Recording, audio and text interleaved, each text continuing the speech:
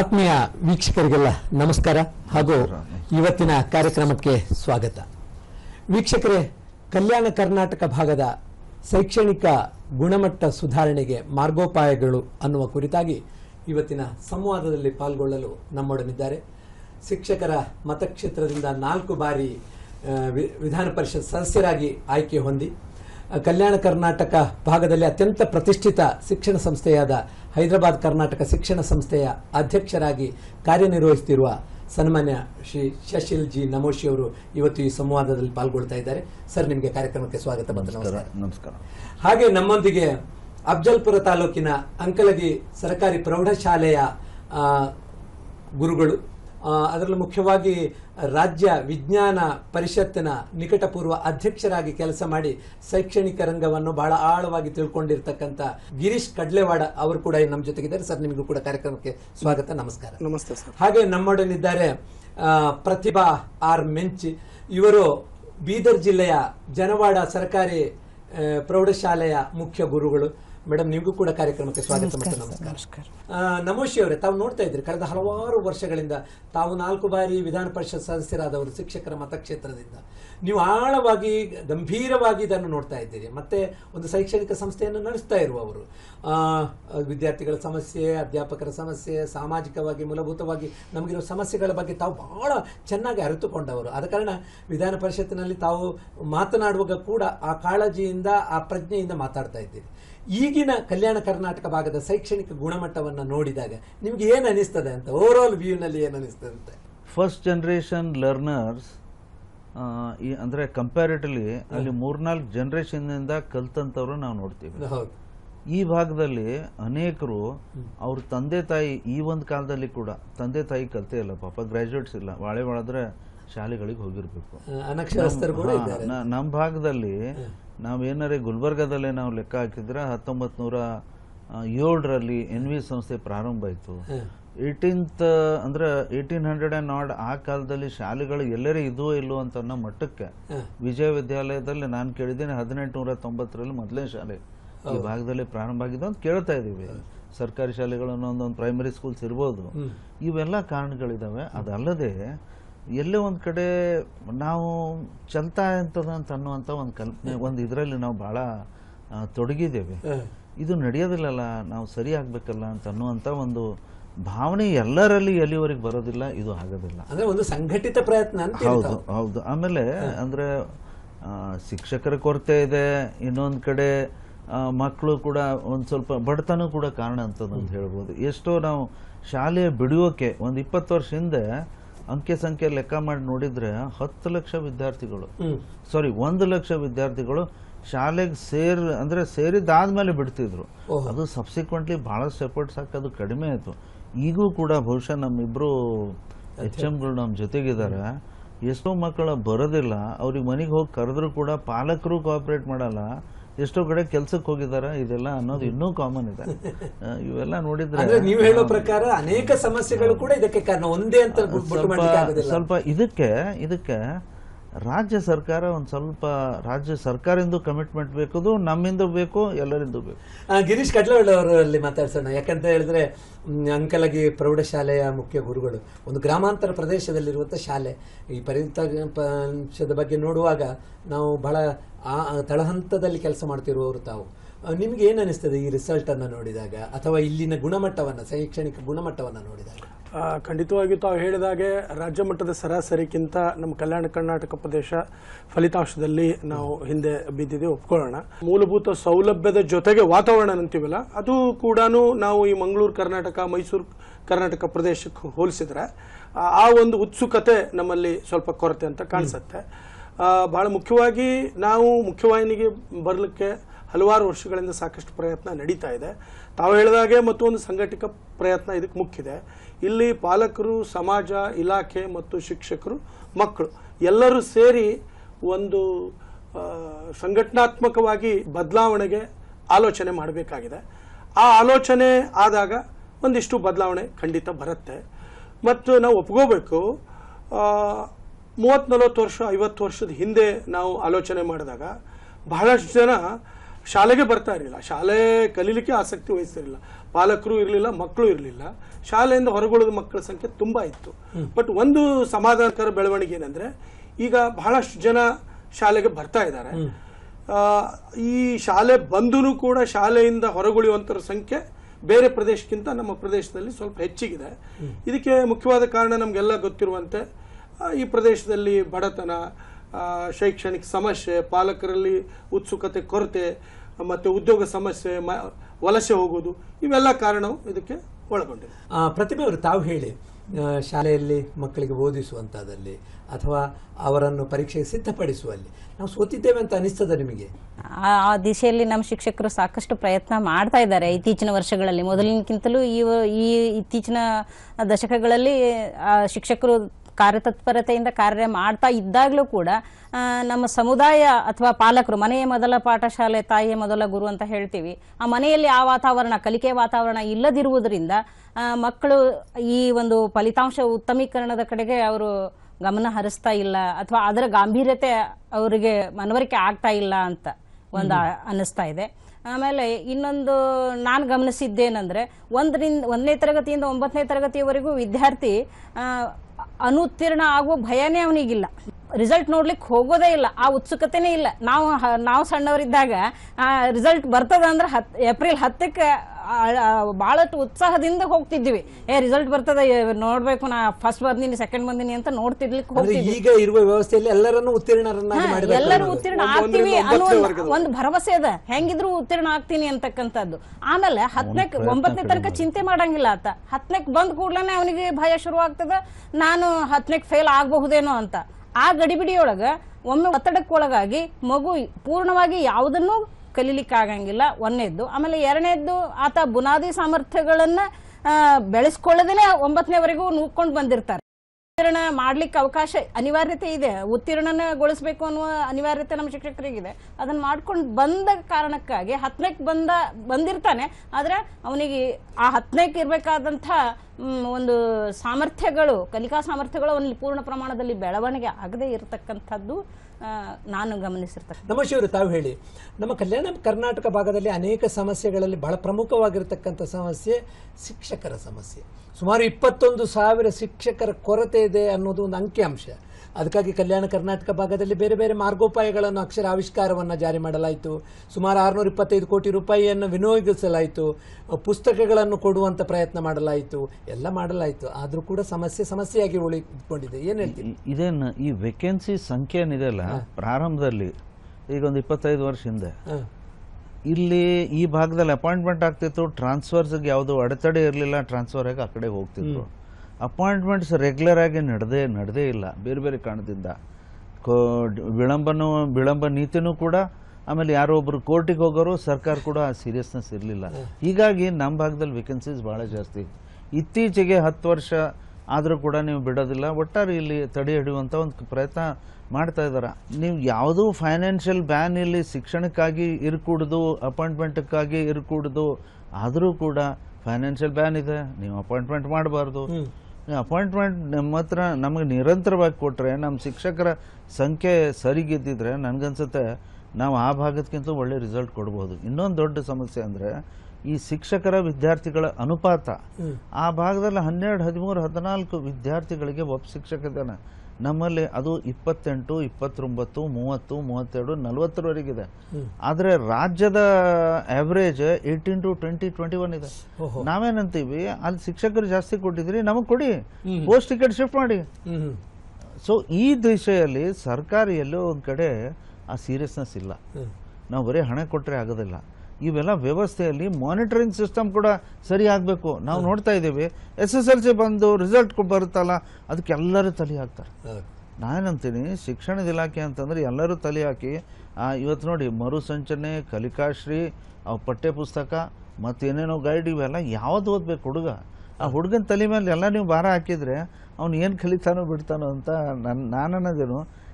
Department 1 ವರ್ಷದ calendar ಇವತ್ತು ಪ್ರಾರಂಭ ಮಾಡ್ತಿದ್ರಿ ಅಂದರೆ 1ನೇ ಜೂನು ಅಥವಾ ಯಾವಾಗೇ ಪ್ರಾರಂಭ ಮಾಡಲಿ, ನೀವು 10ನೇ ಏಪ್ರಿಲ್ವರೆಗೆ ನೀವು ಕ್ಯಾಲೆಂಡರ್ ಪ್ರಕಟಣೆ ಮಾಡಿದರೆ ಒಂದು ಕೂಡ ಬದಲಾವಣೆ ಆಗಬಾರ್ದು, ಹೊಸದೇನೋ ಮಧ್ಯದಲ್ಲಿ ಇಂಟ್ರೊಡ್ಯೂಸ್ ಮಾಡಬಾರ್ದು. ಈ ಸಿಸ್ಟಮ್ ಯಾಕೆ ನೀವು ತರಲ್ಲ? ಮಧ್ಯದಲ್ಲಿ ಏನೇನೋ ಮಾಡ್ತಾರೆ, ಒಟ್ಟಾರೆ there is a confusion. Girish Kadlewad ಅವರೇ, ತಾವು ಮುಖ್ಯ ಗುರುಗಳು, ಹೇಳಿ ಈ ರೀತಿಯ ಮೂಲ ಸೌಲಭ್ಯಗಳ ಬಗ್ಗೆ ಯಾವುದೆಲ್ಲ ನೀವು ನಿರೀಕ್ಷೆ ಮಾಡ್ತಾ ಇದ್ದೀರಿ ಒಬ್ಬ ಅಧ್ಯಾಪಕನಾಗಿ? ಒಂದು ಶಾಲೆ ಅಂದ್ರೆ ಮಗು ಶಾಲೆಯನ್ನ ಪ್ರೀತಿಸುವಂತ ವಾತಾವರಣ ಬೇಕು. ಅವನು ಶಾಲೆಗೆ ಹೋದ್ರೆ ಖುಷಿ ಇರಬೇಕು. ಅಲ್ಲಿ ಶೌಚಾಲಯದ ಕೊರತೆ ಇರಬಾರ್ದು, ಕುಡಿಯುವ ನೀರಿನ ಸಮಸ್ಯೆ ಇರಬಾರ್ದು, ಒಳ್ಳೆಯ ಪ್ರಯೋಗಾಲಯ ಇರಬೇಕು, ಗ್ರಂಥಾಲಯ ಇರಬೇಕು, ಒಳ್ಳೆಯ ಗಾಳಿ ಬೆಳಕು ಬರುವಂತ ಕೊಠಡಿಗಳಿರಬೇಕು. ಎಲ್ಲಕ್ಕಿಂತ ಮುಖ್ಯವಾಗಿ ಆ ಮಗುವನ್ನು ಪ್ರೀತಿಸುವಂತ ಶಿಕ್ಷಕರು ಇರಬೇಕು. ಯಾವತ್ತೂ ಒಂದು ಪೀರಿಯಡ್ ಕೂಡ ಕೊರತೆ ಅನಿಸ್ಬಾರ್ದು. ಮಗು ಕ್ಲಾಸ್ ರೂಮ್ ಅಲ್ಲಿ ಹೋದಾಗ ಅಲ್ಲಿ ಶಿಕ್ಷಕರು ಇರಲಾರದಂತ ಆ ಸ್ಥಿತಿ ಆ ಮಗು ಫೇಸ್ ಮಾಡಬಾರ್ದು. ಈ ಒಂದು ಮೊದಲು ಮೂಲಭೂತ ಸೌಲಭ್ಯಗಳ ಕೊರತೆ ಆಗದ ಹಾಗೆ ಸರ್ಕಾರಗಳು ನೋಡ್ಕೋಬೇಕು. ಬಹುಶಃ ಅಂಕಿಅಂಶಗಳ ಪ್ರಕಾರ ಸಾಕಷ್ಟು ಖರ್ಚು ನಮ್ಮ ಭಾಗ ಕಲ್ಯಾಣ ಕರ್ನಾಟಕ ಪ್ರದೇಶಕ್ಕೆ ಆಗ್ತಾ ಇದೆ. ಸೌಲಭ್ಯಗಳ ದೃಷ್ಟಿಯಿಂದ ಮಕ್ಕಳಿಗೆ ಏನೇನು ಬೇಕು ಎಲ್ಲವೂ ಆಗ್ತಾ ಇದೆ. ಆದರೂ ಕೂಡ ಯಾವ ಮಟ್ಟಕ್ಕೆ ಬೇಕು, ಒಂದು ಒಳ್ಳೆಯ ಖಾಸಗಿ ಶಾಲೆಯನ್ನು ನಾವು ನೋಡ್ತೀವಿ, ಆ ಸರ್ಕಾರಿ ಶಾಲೆಗೆ ಹೋದಾಗ ಕೂಡ ಅದೇ ವಾತಾವರಣ ಅನಿಸ್ಬೇಕು. ಸಹಜವಾಗಿ ಸರ್ಕಾರಿ ಶಾಲೆ ನೋಡಿದ ಕೂಡಲೇ ಅದು ಬೇರೆ, ಖಾಸಗಿ ಶಾಲೆಯಲ್ಲಿ ಏನೇನು ಸೌಲಭ್ಯಗಳಿದೆ ಆ ನನ್ನ ಮಗುವಿಗೆ ಖಾಸಗಿ ಸರ್ಕಾರಿ ಶಾಲೆಯಲ್ಲಿ ಸಿಗೋದಿಲ್ಲ. ಮತ್ತೆ ಶಿಕ್ಷಕರು ಕೂಡ ಅಷ್ಟೇ. ಈಗ ಪ್ರಮುಖವಾಗಿ ಒಂದೊಂದು ಪ್ರೌಢಶಾಲಾ ಹಂತಕ್ಕೆ ಬಂದಿರುತ್ತೆ. ಆ 3 ವರ್ಷದಲ್ಲಿ ವಿಜ್ಞಾನ, ಗಣಿತ ಪ್ರಮುಖವಾದಂಥ ವಿಷಯದ ಶಿಕ್ಷಕರೇ ಇಲ್ಲದೆ ಹೋದ್ರೆ ಆ ಮಗುವಿಗೆ ಎಷ್ಟು ತೊಂದರೆ ಆಗುತ್ತೆ.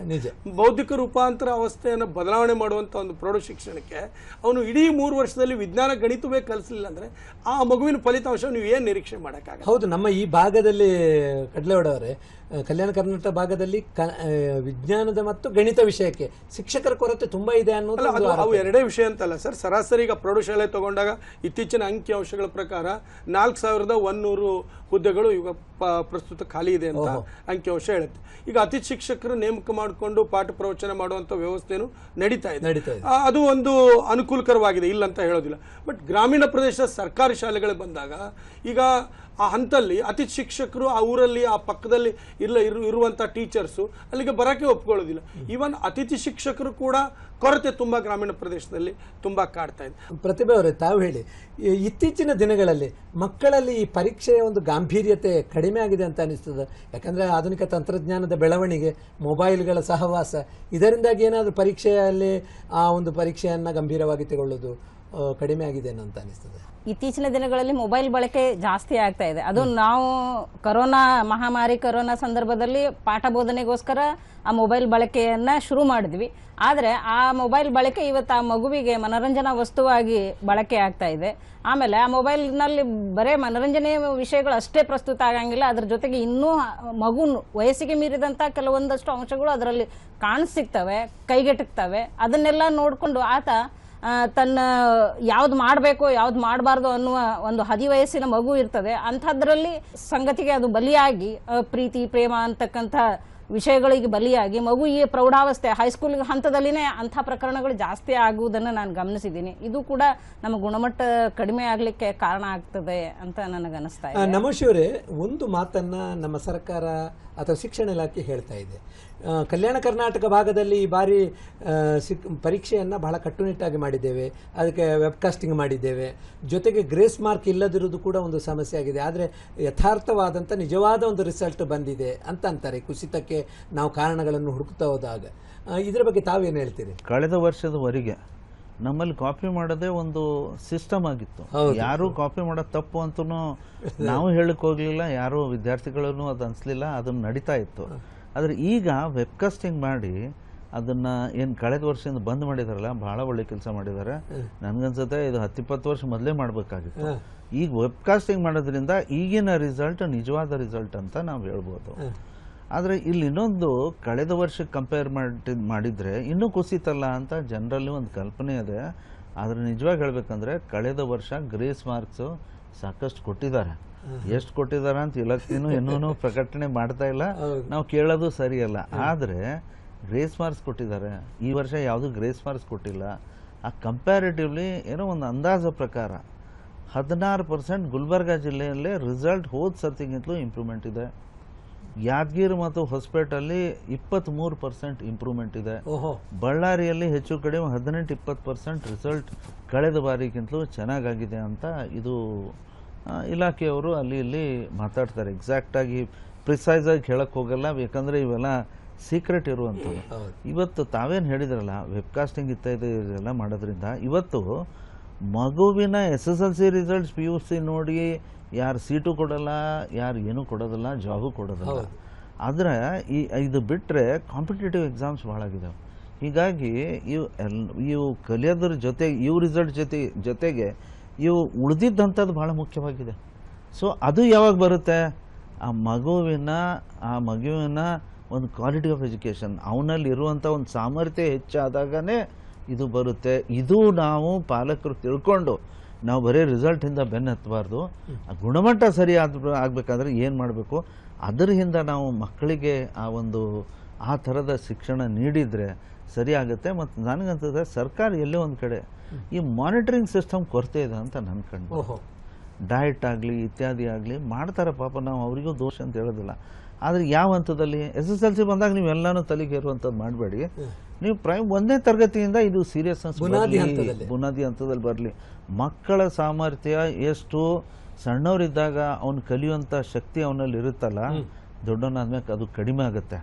ಇದನ್ನು ಗಮನದಲ್ಲಿ ಇಟ್ಕೊಂಡು ನಾವು ಏನು ಒತ್ತು ಕೊಡೋದು ಪ್ರಾಥಮಿಕ ಹಂತದಲ್ಲಿ ಕೊಟ್ಟರೆ ನನಗನ್ಸುತ್ತೆ ನೀವಿಷ್ಟು ತಲೆ ಕಟ್ಸ್ಕೊಳ್ಳೋದು ಅಗತ್ಯನೇ ಇಲ್ಲ. ಮೇಲ್ ಬಂದಾಗ ಅವನು ತನ್ನಿಗೆ ತಾನೇ ಕಲಿಯುವಂಥ ಒಂದು ಸಾಮರ್ಥ್ಯ ಅವರಲ್ಲಿ ಬೆಳೆಸ್ಕೊತಾನೆ. ಅದನ್ನು ನೀವು ಪ್ರಾರಂಭದಲ್ಲಿ ಆ ಸೀರಿಯಸ್ನೆಸ್ ಇರಲ್ಲ, ಆಮೇಲೆ ನೀವು ಅದನ್ನು ಹೇರ್ಲಿಕ್ಕೆ ಹೋಗ್ತೀರಿ. ಎಲ್ಲೋ ಒಂದು ಕಡೆ ನಮ್ಮ ಪದ್ಧತಿಯಲ್ಲಿ ಸ್ವಲ್ಪ ಸುಧಾರಣೆ ಆಗಬೇಕು ಅಂತ ನನ್ನ ಅನಿಸಿಕೆ. ಗಿರೀಶ್ ಕಡ್ಲೆವಾಡ ಅವರೇ, ನಾವು ಈ ವಿದ್ಯಾರ್ಥಿಗಳನ್ನು ಮುಖ್ಯ ವಾಹಿನಿಗೆ ತರಬೇಕಾದ್ರೆ ನಾವು ಎಲ್ಲಿ ಎಡವಿದ್ದೇವೆ?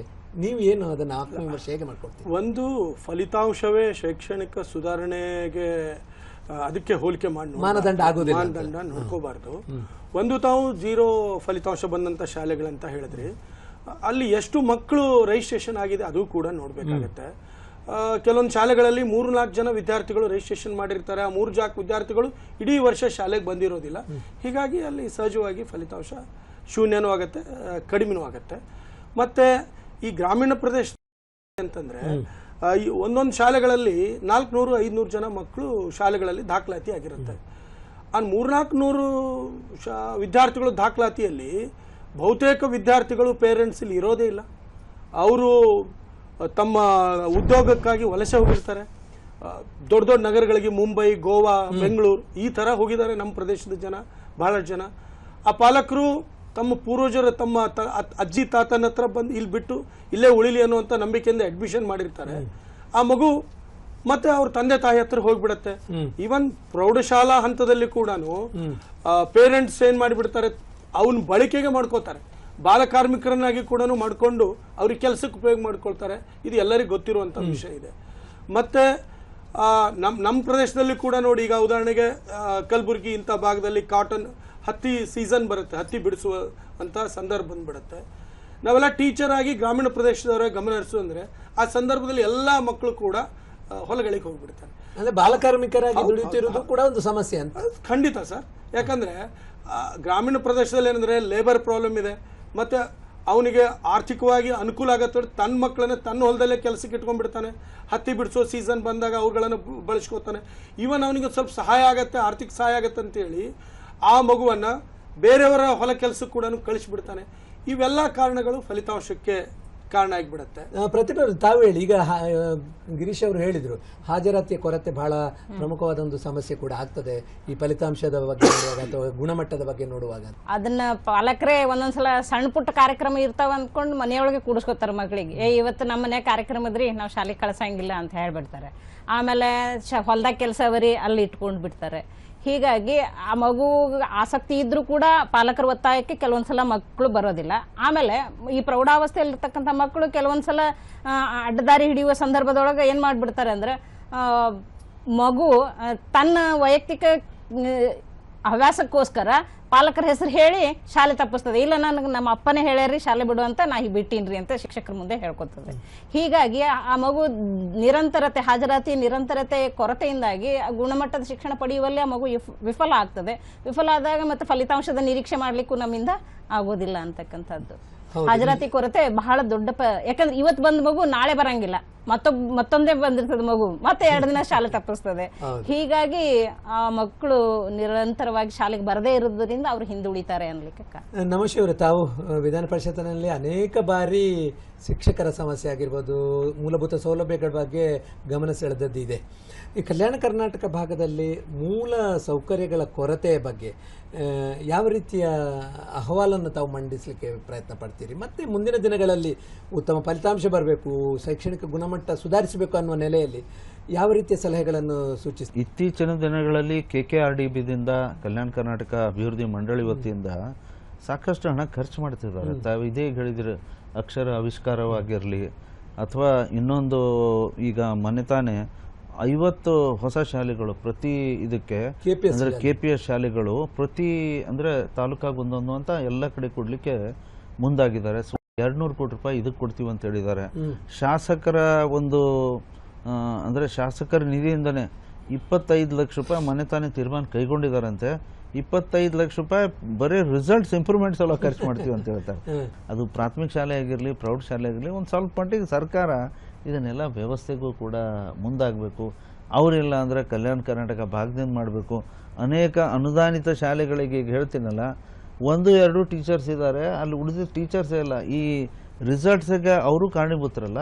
ಏಡೆಡ್ ಇನ್ಸ್ಟಿಟ್ಯೂಷನ್ ಅಥವಾ ಪ್ರೈವೇಟ್ ಇನ್ಸ್ಟಿಟ್ಯೂಷನ್, ಪ್ರೈವೇಟಲ್ಲಿ ಉಳಿದಿದ್ದು ಇರಲಿ, ಏಡೆಡ್ ಸರ್ಕಾರ ಇವತ್ತು ಹಣ ಕೊಡು ಅಂದರೆ ಅವ್ರು ಸ್ಯಾಲ್ರಿ ಕೊಡ್ತಾರೆ, ಒಬ್ಬರೇ ಶಾಲೆ ಅಂದರೆ ಗೌರ್ಮೆಂಟ್ ಸಂಬಳ ಕೊಡುವಂಥ ವ್ಯವಸ್ಥೆಯಲ್ಲಿದ್ದಾರೆ. ಉಳಿದವ್ರು ಇಲ್ಲಿಂದ ತರಬೇಕು. ಉಳಿದು ಕೆಲವು ಅನೇಕ ಮ್ಯಾನೇಜ್ಮೆಂಟ್ ನಾವು ನೋಡ್ತೀವಿ, ಮೋರ್ ದೆನ್ 50% ಮ್ಯಾನೇಜ್ಮೆಂಟ್ ಅವ್ರು ಸುಮ್ಮನೆ ಕೈ ಬಿಟ್ಟಿದ್ದಾರೆ, ಶಿಕ್ಷಕರ ಮೇಲೆ ಬಿಟ್ಕೊಟ್ಟಿದ್ದಾರೆ. ನೀವೇನಾರು ಮಾಡಿರಿ ಅಂತ ಹೇಳ್ತಾರೆ. ಇವ್ರು ಎಲ್ಲಿಂದ ನಾವೆಲ್ಲಿಂದ ತೊಗೊಂಬರೋಣ ಅಂತಾರೆ. ಕನಿಷ್ಠ ಗೆಸ್ಟ್ ಟೀಚರ್ಸರೇ ನೀವು ಒಂದು ಸ್ವಲ್ಪ KKRDB ಫಂಡ್ದಿಂದ ಯಾಕೆ ಕೊಡಬಾರ್ದು? ಶಾಸಕರು ಇದ್ರ ಬಗ್ಗೆ ಯಾಕೆ ಆಸಕ್ತಿ ವಹಿಸಬಾರ್ದು? ನಾನು ಹೇಳೋದೇನೆಂದರೆ, ಶಿಕ್ಷಣ ಅಂದರೆ ಅದು ಸರ್ಕಾರಿ ಇರಲಿ, ಏಡೆಡ್ ಇರಲಿ, ಅನ್ಏಡೆಡ್ ಇರಲಿ, ಎಲ್ಲನೂ ಸ್ವಲ್ಪ ಸರ್ಕಾರಿ ದೃಷ್ಟಿಯಿಂದ ನೀವು ಬರೀ ಸರ್ಕಾರಿ ಶಾಲೆಗೆ ಒತ್ತು ಕೊಡ್ತೀರಿ ಅಂತ ಕೊಡಬೇಕು ಅಂತದೊಂದು ಅಷ್ಟೂ ಅಲ್ಲ, ಉಳಿದಿದ್ದಲ್ಲಿ ಕೂಡ ವ್ಯವಸ್ಥೆ ಸರಿ ಇದೆಯಲ್ಲ ಅಂತ ಒಂದು ಸ್ವಲ್ಪ ನೋಡಿ ಅದಕ್ಕೂ ಕೂಡ ಸಹಕಾರ ಮಾಡುವಂಥದ್ದು. ಈ ಕಲಿಕಾಶ್ರೀ ಉಳಿದಂಥ ಏನು ಸಾಮಗ್ರಿಗಳನ್ನೇನು ಕೊಡ್ತಿರಲ್ಲ, ಬರೀ ಸರ್ಕಾರಿ ಶಾಲೆಗೆ ಕೊಡ್ತಾರೆ, ಪ್ರೈವೇಟಲ್ಲಿ ಯಾಕೆ ಕೊಡಬಾರ್ದು? ಅಥವಾ ಅಟ್ಲೀಸ್ಟ್ ಏಡೆಡಲ್ಲಿ ಯಾಕೆ ಕೊಡಬಾರ್ದು? ಇದು ಕೂಡ ಸರ್ಕಾರ ಗಮನ ಹರಿಸಬೇಕು. KKRDBದಿಂದ ಈ ದೃಷ್ಟಿಯಲ್ಲಿ ಸ್ವಲ್ಪ ಈ ವಿಚಾರದಲ್ಲಿ ಸ್ವಲ್ಪ ದೃಷ್ಟಿ ಹಾಕಬೇಕು ಅಂತ ನನ್ನ ಅನಿಸಿಕೆ. ಬಹಳ ಸೂಕ್ತವಾದಂಥ ಮಾತು. ನಿಮ್ಗೆ ಏನು ಅನ್ನಿಸ್ತದೆ? ಮುಖ್ಯ ಗುರುಗಳಾಗಿ ತಾವು ಕೆಲಸ ಮಾಡ್ತಾ ಇದ್ದೀರಿ, ಈ ರೀತಿಯಾಗಿ ಜೂನ್ 1ರಿಂದಲೇ ಒಂದು ಮಕ್ಕಳ ಫಲಿತಾಂಶದ ಬಗ್ಗೆ, ಅವರ ಕಲಿಕಾ ಗುಣಮಟ್ಟದ ಬಗ್ಗೆ, ಅವರ ಹಾಜರಾತಿಯ ಬಗ್ಗೆ, ಅವರ ಮೌಲ್ಯಾಂಕನವನ್ನು ವೃದ್ಧಿಸುವ ಬಗ್ಗೆ ಒಂದು ಪ್ರಯತ್ನ ಮಾಡಿದರೆ ಯಶಸ್ವಿ ಆಗಲಿಕ್ಕೆ ಸಾಧ್ಯ ಇಲ್ಲೋ? ಸರಾಸರಿ ಫಲಿತಾಂಶದ ಮಟ್ಟವನ್ನು ಮೇಲೇರಿಸಲಿಕ್ಕೆ ಸಾಧ್ಯ ಇಲ್ಲೋ? ಒಂದು ಶಾಲೆ ಅಂದರೆ ಆ ಅನುಪಾತ ಸರ್ ಹೇಳಿದ್ರಲ್ಲ, ಆ ಅನುಪಾತ ತಪ್ಪಿದ್ರೆ ಎಲ್ಲ ತಪ್ಪಿ ಹೋಗ್ಬಿಡುತ್ತೆ. 400-500 ಜನ ಮಕ್ಕಳು ಇರ್ತಾರೆ, 4-5 ಜನ ಟೀಚರ್ಸ್ ಇರ್ತಾರೆ. ಏನು ಮಾಡೋಕ್ಕಾಗತ್ತೆ ಸರ್? ಒಂದು ರೂಮ್ ಕೂಡ ಚೆನ್ನಾಗಿರುವಂಥ ಕೊಠಡಿ ಕೂಡ ಇರೋದಿಲ್ಲ. ಆ ರೂಮಲ್ಲಿ ಎಲ್ಲ ಮಕ್ಕಳು ಬಂದರೆ ಪಾಠ ಮಾಡೋಕ್ಕೆ ಕೂಡ ಆಗೋದಿಲ್ಲ. ಮತ್ತು ಒಳ್ಳೆ ಸೈನ್ಸು, ಮ್ಯಾಥ್ಸು ಪ್ರಮುಖವಾದಂಥ ವಿಷಯಗಳು ಟೀಚರ್ ಇರೋದಿಲ್ಲ. ಇಂಥದ್ರಲ್ಲೇ ಕಾಲಹರಣ ಹಾಕೋಂತ ಹೋಗಿಬಿಡತ್ತೆ ಸರ್. ಹೀಗಾಗಿ ನಾವೇನು ನಿರೀಕ್ಷಾ ಫಲಿತಾಂಶ ಮಾಡ್ತೀವಿ ಅದು ಕಷ್ಟ ಸಾಧ್ಯ ಆಗುತ್ತೆ. ಹೇಳಿ, ಈಗ ನೀವು ಜನವಾಡದಲ್ಲಿ ಒಂದು ಪ್ರೌಢಶಾಲೆಯಲ್ಲಿ ಮುಖ್ಯ ಗುರುಗಳಾಗಿ ಕೆಲಸ ಮಾಡ್ತಾ ಇದ್ದೀರಿ. ಈಗ ಈ ವಿದ್ಯಾರ್ಥಿಗಳನ್ನು ಈ ಬುನಾದಿ ಹಂತದಿಂದಲೇ ಒಂದು ತೊಡಗಿಸಿಕೊಳ್ಳುವಾಗ ಮಾಡೋದು, ಅವರು ಬಾಲಕಾರ್ಮಿಕರಾಗಿ ಹೋಗೋದಾಗಿ, ವಲಸೆ ಹೋಗೋದಾಗಿ ತಡಿಲಿಕ್ಕೆ ಏನಾದರೂ ನೀವು ವ್ಯವಸ್ಥೆ ಮಾಡ್ಕೊಳ್ತೀರಾ ನಿಮ್ಮ ಶಾಲೆಗಳಲ್ಲಿ ಅಂತ? ಒಂದು ಮಗು ಶಾಲೆಗೆ ಬರಲಿಲ್ಲ ಅಂದರೆ ಆ ಮಗು ಯಾಕೆ ಬಂದಿಲ್ಲ ಏನು ಅಂತ ಅದರ ಕೇಸ್ ಸ್ಟಡಿ ಮಾಡ್ತಿದ್ದೀವಿ.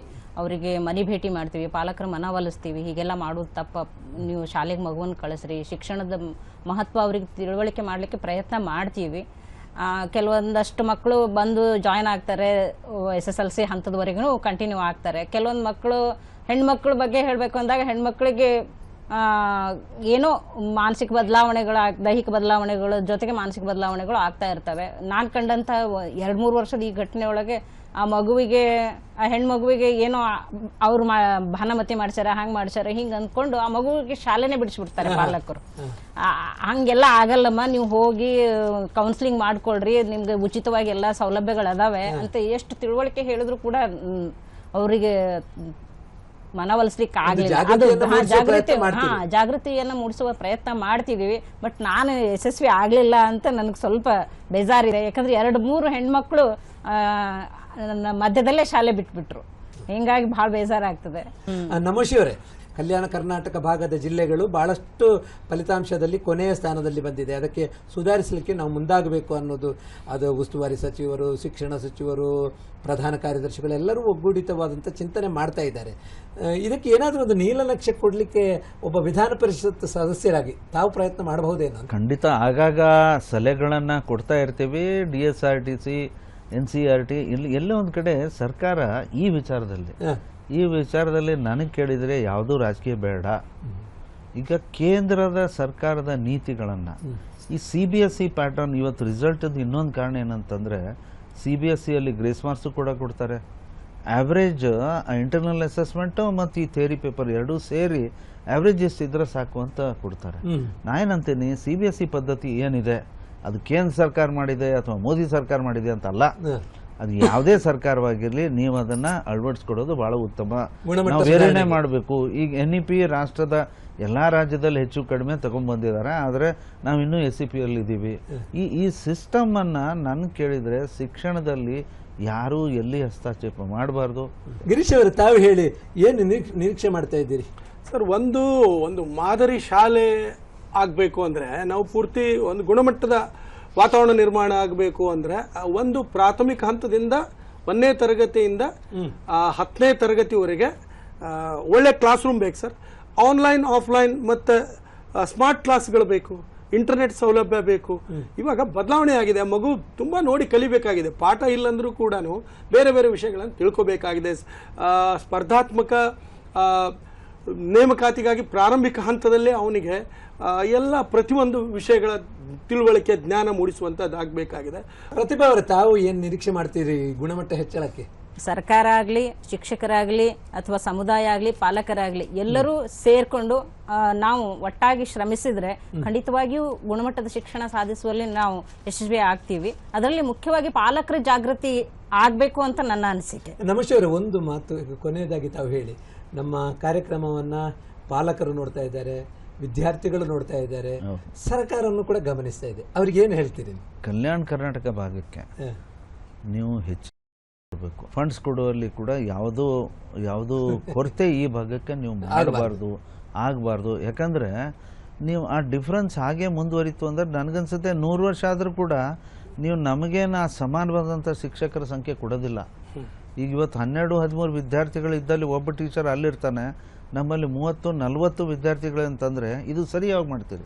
ಒಂದು ರ್ಯಾಷನಲೈಸೇಷನ್ ಅಂತ ಮಾಡ್ತೀವಿ ಅಂತಂದು ಬಜೆಟಲ್ಲಿ ಕೂಡ ಅನೌನ್ಸ್ ಮಾಡಿದ್ದಾರೆ. ಯಾವಾಗ ಪ್ರಾರಂಭ ಮಾಡ್ತೀರಿ? ಒಂದು ಸ್ವಲ್ಪ ರಾಜಕೀಯವಾಗಿದ್ದು ಡಿಸಿಷನ್ ತೊಗೋಬೇಕಾಗುತ್ತೆ. ಆದರೆ ಆ ದಿಟ್ಟು ಹೆಜ್ಜೆ ನೀವು ನಮ್ಮ ಭಾಗಕ್ಕೆ ಇಟ್ಟರೆ ಮಾತ್ರ ನಾವೇನೋ ಮೇನ್ ಲೈನಲ್ಲಿ ಬರ್ತೀವಿ. ಅದನ್ನು ಸರ್ಕಾರ ಮಾಡಬೇಕು. ಇಂತಹ ಭಾಳ ಮೌಲಿಕವಾದಂಥ ವಿಚಾರಗಳನ್ನು ಕಲ್ಯಾಣ ಕರ್ನಾಟಕ ಭಾಗದ ಶೈಕ್ಷಣಿಕ ಗುಣಮಟ್ಟ ಹೆಚ್ಚಳದ ಮಾರ್ಗೋಪಾಯಗಳ ಕುರಿತಾಗಿ ನಡೆದಂಥ ಸಂವಾದದಲ್ಲಿ ತಾವು ಹೇಳಿದ್ದೀರಿ. ಎಲ್ಲ ಸಲಹೆಗಳು, ಸೂಚನೆಗಳು, ನಿಮ್ಮ ನಿರೀಕ್ಷೆಗಳು ಖಂಡಿತವಾಗಿ ಈಡೇರಲಿ ಮತ್ತು ಅದನ್ನು ಸರ್ಕಾರ ಗಮನಿಸಲಿ ಅಂತ ಆಶಿಸ್ತಾ ಇಷ್ಟು ಹೊತ್ತಿನ ತನಕ ಮನೆ ನಮೋಶಿಯವರು ತಾವು ಬಹಳ ಸಮಯ ಕೊಟ್ಟು ಇಲ್ಲಿ ನಮ್ಮ ಈ ಚರ್ಚೆಯಲ್ಲಿ ಭಾಗವಹಿಸಿದ್ದೀರಿ. ತಮಗೂ ಕೂಡ ವಂದನೆಗಳು. ಹಾಗೆ ಗಿರೀಶ್ ಕಡ್ಲೆವಾಡ ಮತ್ತು ಪ್ರತಿಭಾ ಮೇಡಮ್, ತಮಗೂ ಕೂಡ ಈ ಕಾರ್ಯಕ್ರಮದಲ್ಲಿ ಭಾಗವಹಿಸಬೇಕಾಗಿ ತಮಗೆ ಹೃತ್ಪೂರ್ವಕ ವಂದನೆಗಳು. ಆತ್ಮೀಯ ವೀಕ್ಷಕರೇ, ಇದು ಇಂದಿನ ಸಂಚಿಕೆ. ಮತ್ತೆ ಮುಂದಿನ ಸಂಚಿಕೆಯಲ್ಲಿ ಮತ್ತೊಂದು ವಿಷಯದ ಕುರಿತಾಗಿ ನಾವು ಚರ್ಚಿಸೋಣ. ಅಲ್ಲಿವರೆಗೆ ತಮಗೆಲ್ಲರಿಗೂ ಹೃತ್ಪೂರ್ವಕ ವಂದನೆಗಳು. ನಮಸ್ಕಾರ. ಬನ್ನಿ ಬನ್ನಿ ಬೆಳ್ಳಂಬೆಳಿಗ್ಗೆ ಫ್ರೆಶ್ ಅಡಿಗೆ ಮಾಡೋಣ. ಹೊಸ ಹೊಸ ತಿಂಡಿ, ತರ ತರ ಅಡಿಗೆ ಕಲಿತು ಅಡಿಗೆ ಮಾಡೋಣ. ಆರೋಗ್ಯಕರ, ರುಚಿಕರ, ಹುಳಿಯುಪ್ಪು ಸಿಹಿ ಖಾರ. ಆರೋಗ್ಯಕರ, ರುಚಿಕರ, ಹುಳಿಯುಪ್ಪು ಸಿಹಿ ಖಾರ. ಘಮಿಸುವ ಮಸಾಲೆ ಖಾರ, ಚಟಪಟ ಕಲಿಯೋಣ ಬಾರ. ಎಂಥ ರುಚಿ! ಅಮ್ಮ ನಂಗೂ ಸ್ವಲ್ಪ. ಅಮ್ಮ ನಂಗೂ ಸ್ವಲ್ಪ. ದಿನ ದಿನವೂ ಹೊಸ ರುಚಿ, ಕಲಿಯುವ ಅಭಿರುಚಿ. ಕಲಿತು ಮಾಡಲು ಬಿಸಿ ಬಿಸಿ, ಸವಿಯಲು ನೀವು ಖುಷಿ ಖುಷಿ. ಎಂಥ ರುಚಿ! ಅಮ್ಮ ನಂಗೂ ಸ್ವಲ್ಪ. ಅಮ್ಮ ನಂಗೂ ಸ್ವಲ್ಪ. ಆಹಾಯಂತ ರುಚಿ ಸವಿ ಸವಿ ರುಚಿ ಘಮಿಸುವಾದ ಸಪಾಕ. ಎಂಥ ರುಚಿ! ಹಾಯ್ ಹಲೋ ನಮಸ್ಕಾರ ವೀಕ್ಷಕರೇ, ಇದು ನಿಮ್ಮ ಮೆಚ್ಚಿನ ಕಾರ್ಯಕ್ರಮ ಆಹಾ ಎಂತ ರುಚಿ. ಈ ದಿನದ ಸಂಚಿಕೆಗೆ ತಮ್ಮೆಲ್ಲರಿಗೂ ಪ್ರೀತಿಯ ಸ್ವಾಗತ. ನಾನು ನಾಗೇಶ್ವರಿ. ಅಡುಗೆ ಅಂತಂದರೆ ಚಿತ್ರಕಲೆ ಬಿಡಿಸಿದಂತೆ, ಹಾಡು ರಚಿಸಿದಂತೆ, ಉಪ್ಪು ಹುಳಿ ಖಾರ ಹೀಗೆ ರುಚಿಗಳು ಸೀಮಿತವಾಗಿದ್ದರೂ ಸಹ ಅದರ ಸಂಯೋಜನೆಯಲ್ಲಿ ಶೈಲಿಗಳು ಅಡಗಿರತ್ತಂತೆ. ಸೊ ಸೀಮಿತವಾದ ರುಚಿಗಳಲ್ಲಿ ಯಾವ ರೀತಿಯ ಅಡುಗೆಯನ್ನು ತಯಾರಿಸುತ್ತೀವಿ ಅನ್ನೋದೇ ಶೈಲಿಯನ್ನು ವಿವರಿಸುತ್ತದೆ. ಇವತ್ತು ನಮ್ಮ ಚಂದನ ವಾಹಿನಿಯ ತಂಡ ಬೆಂಗಳೂರಿನ ಹೆಸರಾಂತ ಸಂಸ್ಥೆಯಾದ ಆಚಾರ್ಯ ಇನ್ಸ್ಟಿಟ್ಯೂಟ್ ಆಫ್ ಹೋಟೆಲ್ ಮ್ಯಾನೇಜ್ಮೆಂಟ್ನಲ್ಲಿ ಕಾರ್ಯನಿರ್ವಹಿಸುತ್ತಿರುವಂತಹ ಅಸಿಸ್ಟೆಂಟ್ ಪ್ರೊಫೆಸರ್ಗಳಾದಂಥ ಶ್ರೀ ಗಣೇಶ್ ಆಚಾರ್ಯಜಿ ಹಾಗೂ ಅಲ್ಲಿನ ವಿದ್ಯಾರ್ಥಿ ಪ್ರಸಾದ್ ಅವರು ನಮ್ಮೊಂದಿಗಿದ್ದಾರೆ. ಇವತ್ತು ಯಾವ ಶೈಲಿಯ ಅಡುಗೆ ನಮಗೋಸ್ಕರ ಅವರು ತೋರಿಸಿದ್ದಾರೆ ಅಂತ ನೋಡೋಣ. ಬಟ್ ಅದಕ್ಕೂ ಮುಂಚೆ ಕಾರ್ಯಕ್ರಮಕ್ಕೆ ಅವರನ್ನು ಬರಮಾಡಿಕೊಳ್ಳೋಣ. Heartly welcome Prasad. Namaskar, I am Prasad. I am from West Bengal, born and brought up in Bangalore, and currently I am pursuing my bachelor's degree in hotel management at AIIMS Institute of Hospitality and Tourism. Okay. For me, kitchen is a place of learning and passion. Oh, wonderful.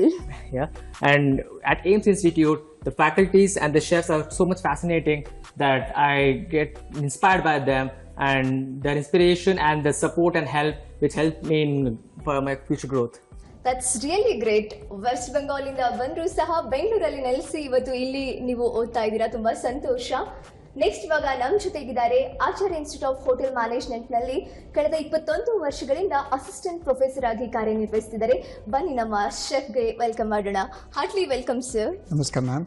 Doordarshan Chandana ವಾಹಿನಿಗೆ ನಮಸ್ಕಾರ sir. ಇವತ್ತು ನಮ್ಮ ವೀಕ್ಷಕರಿಗೆ ಯಾವ dish ಅನ್ನ ಮಾಡಿ ತೋರಿಸ್ತಾ ಇದ್ದೀರಾ? ಇವತ್ತು ನಾವು ಬಾಸಾ ಫಿಶ್, ಸಮುದ್ರ ಫಿಶಿಂದ ಅದನ್ನು ಸೀಸನಿಂಗ್ ಮಾಡಿಸ್ಬಿಟ್ಟು ಬೇಸ್ ಬಂದು ಮ್ಯಾಶ್ ಪೊಟೆಟೊ ಯೂಸ್ ಮಾಡ್ತಾ ಇದೀವಿ. ಓಕೆ. ಟಾಪ್ ಬಂದು ಪಿಸ್ತಾಚಿಯೋ ಕ್ರಸ್ಟ್ ಅಂತ ಹೇಳ್ತಾ ಇದೀವಿ.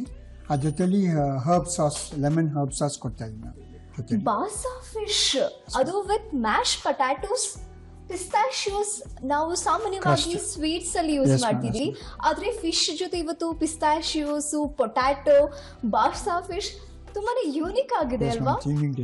ಓಕೆ ವೀಕ್ಷಕರೇ, ಇವತ್ತಿನ ನಮ್ಮ ಸಂಚಿಕೆಯಲ್ಲಿ ನಮ್ಮ ಶೆಫ್ ಅವರು fish with mash potatoes and pistachios ಮಾಡಿ ತೋರಿಸ್ತಾ ಇದ್ದಾರೆ. ಇದಕ್ಕೆ ಬೇಕಾಗುವಂತಹ ಸಾಮಗ್ರಿಗಳು ಯಾವುದು ಅಂತ ಒಮ್ಮೆ ನೋಡ್ಕೊಂಡು ಬನ್ನಿ.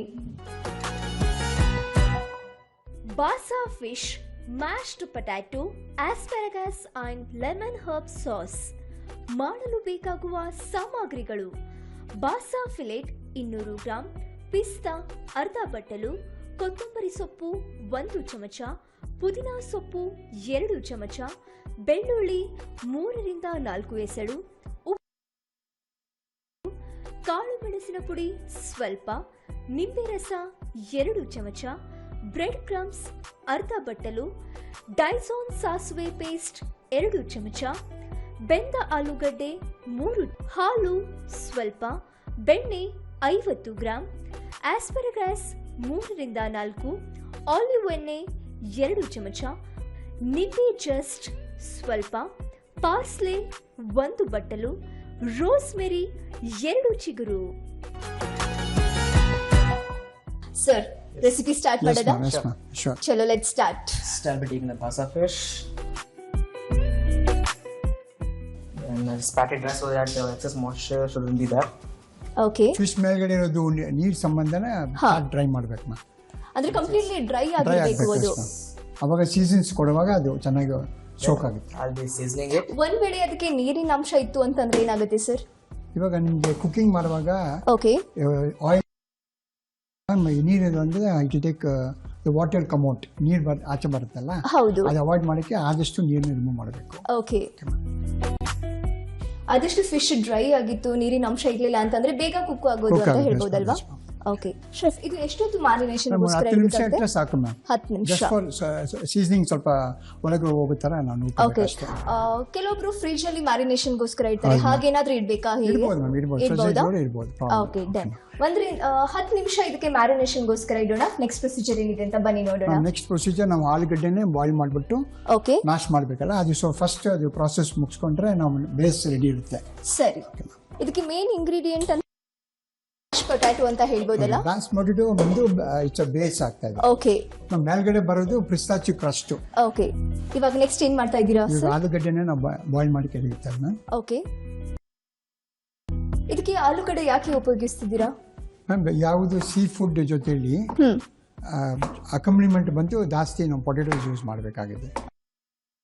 ವೇರಿಯೇಷನ್ ಇರುತ್ತಾ ಹೇಗೆ? ಎಕ್ಸ್ಪೀರಿಯನ್ಸ್ ಅಂತಲ್ಲ ಮ್ಯಾಮ್, ಅದು ಈಗ ಸಾಫ್ಟ್ ಫಿಶ್ ಇಂದ ಓಕೆ, ಆ ಜೊತೆಲಿ ಹೋಗೋದು ಕಂಪೋನೆಂಟ್ಸ್ ಕೂಡ ಸ್ವಲ್ಪ ಸಾಫ್ಟ್ ಆಗಿರ್ಬೇಕು. ಓಹೋ, ಬಾಸಾ ಫಿಶ್ ಕೂಡ ಸಾಫ್ಟ್ ಆಗಿರುತ್ತೆ, ಹಾಗಾಗಿ ಪೊಟ್ಯಾಟೋಸ್ ಸಹ ಸಾಫ್ಟ್ ಆಗಿರೋದ್ರಿಂದ ಅದನ್ನ ನಾವು ಕಾಂಪೊನೆಂಟ್ ಆಗಿ ಯೂಸ್ ಮಾಡ್ತೀವಿ.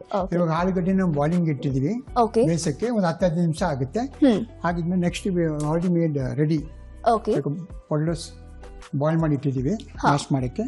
ಇವಾಗ ಬೇಯಿಸಿರುವಂತ ಆಲೂಗಡ್ಡೆನ ಮ್ಯಾಶ್ ಮಾಡ್ತೀವಿ. ಸಾಮಾನ್ಯವಾಗಿ ಈಗ ಆಲೂಗಡ್ಡೆ ತಿನ್ನಲಾರ್ದವರು ಸಿಹಿ ಗೆಣಸನ್ನ ಉಪಯೋಗಿಸ್ಬಿಟ್ಟು ಈ ಡಿಶ್ ಅನ್ನ ಮಾಡಬಹುದು. ಓಕೆ, ನಿಮ್ಗೆ ನಾನ್ ವೆಜ್ ಜಾಸ್ತಿ ಇಷ್ಟ ಆಗೋದ ಅಥವಾ veg sir? Ma'am as A chef ಎರಡನ್ನೂ ನಾವು ಯೂಸ್ ಮಾಡಬೇಕು, ಟೇಸ್ಟ್ ಮಾಡೋಕ್ಕಾಗುತ್ತೆ. ಹೌದು, ಆದ್ರೆ ನೀವು ಜಾಸ್ತಿ ಇಷ್ಟಪಟ್ಟು ಇಷ್ಟಪಟ್ಟದ್ದು ವೆಜಿಟೇರಿಯನ್. ಓ ವಂಡರ್ಫುಲ್. ಓಕೆ, ಇವಾಗ ಆಲೂಗಡ್ಡೆನ ಬೇಯಿಸ್ಬಿಟ್ಟು ಸ್ಮ್ಯಾಶ್ ಮಾಡಲಾಗಿದೆ. ಇವಾಗ ನೆಕ್ಸ್ಟ್ ಏನ್ ಸರ್? ನೆಕ್ಸ್ಟ್ ಪ್ರಾಸೆಸ್ ಮ್ಯಾಮ್, ಈಗ ಆಲೂಗಡ್ಡೆನ ಸ್ವಲ್ಪ ಕುಕ್ ಮಾಡ್ತೀವಿ ಮಿಲ್ಕ್ ಜೊತೆಲಿ ಮತ್ತೆ ಬಟರ್ ಜೊತೆ.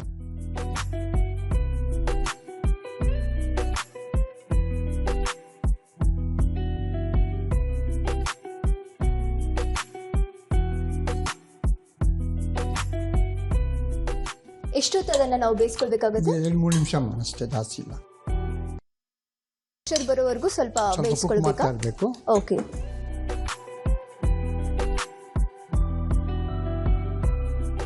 ಕುಕಿಂಗ್ ಫೀಲ್ಡ್ಗೆ ನಿಮ್ಮ ಇಂಟ್ರೆಸ್ಟ್ ಹೇಗೆ ಬಂತು? ನಾನು ಬಂದು ಆ್ಯಕ್ಚುಲ್ ಆಗಿ BCom ಗ್ರಾಜುಯೇಟು. ಓಕೆ, ಅದಾದಮೇಲೆ ಹೋಟೆಲ್ ಮ್ಯಾನೇಜ್ಮೆಂಟ್ ಡಿಗ್ರಿ ಮಾಡಿಬಿಟ್ಟು ಪ್ಯಾಷನಿಂದ ನಾನು ಬಂದು ಲೈನ್ಗೆ ಜಾಯಿನ್ ಮಾಡಿದ್ದೀನಿ ಮ್ಯಾಮ್. ಓಕೆ, ನೀವು ಯಾರಿಂದ